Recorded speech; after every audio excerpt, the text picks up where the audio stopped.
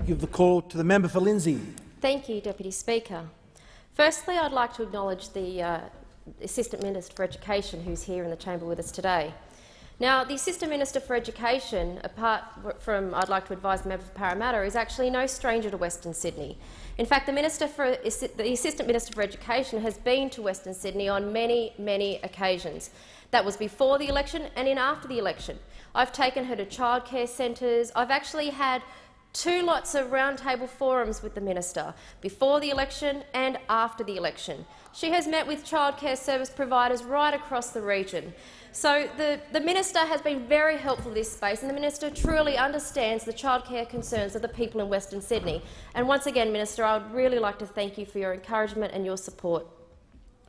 The minister has worked very hard in that space. The minister has put together with the Productivity Commission on childcare. And you know what the people of Western Sydney demand? They demand affordable and flexible childcare. Under those opposite, we saw Labor's legacy of an increase of 53%. Costs for childcare went up by 53%. Now, two-thirds of the workforce of the people of Linsday actually have to commute every single day for work, in peak hour traffic there, peak hour traffic back. These are things that concern the people of my electorate in Linsday. 53% increases in childcare don't help working families in Western Sydney. Not at all. And for those opposite to stand so sanctimoniously that this is going to all of a sudden not be what it is, they are actually hurting the people of Western Sydney. If we look at those opposite, 21,000 new regulations, many of those in childcare that also went to hurt the people of Western Sydney. Now, I actually have a letter here today from Steve Robertson, who runs a childcare centre in my electorate of Linsday. And let me quote, "Since the Abbott government came to office, Little Cottage Preschool are achieving 100% of bookings every day for the first time in living memory." Steve Robertson advised that he's also advanced bookings and he now has a wait list. This is ensuring Steve can have a full complement of staff every single day. It is a family-owned and operated childcare centre which employs local people. And having visited this centre, under those opposite, Steve actually worked for free at night to meet the regulation demands that those opposite have imposed on this childcare centre.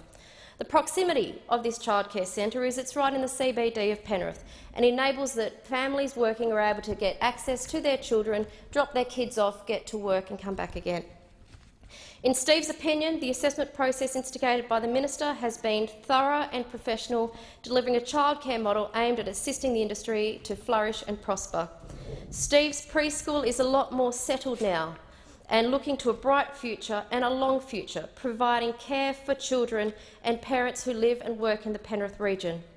One issue he did raise was the threats of unions and the strike action to have raised wages in the sector. Currently, the payment guidelines help to ensure core costs are within the boundary that most people could afford.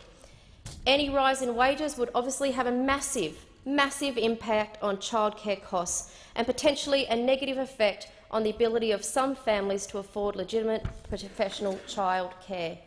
Now, that's directly from a service provider in my electorate of Linsday that is caring for children every single day.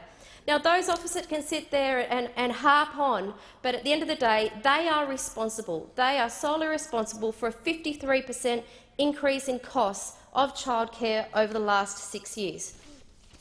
In regard to further operational matters of the family daycare services, this is not a fee assistance program and is not paid directly to educators or parents. You know, Labor really have taken the eye on the ball when it came to the community support program.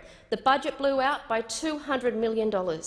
This included Labor ignoring the 2012 Australian National Audit Office report, highlighting the growing problem with the community support program and recommending its eligibility guidelines to be reviewed.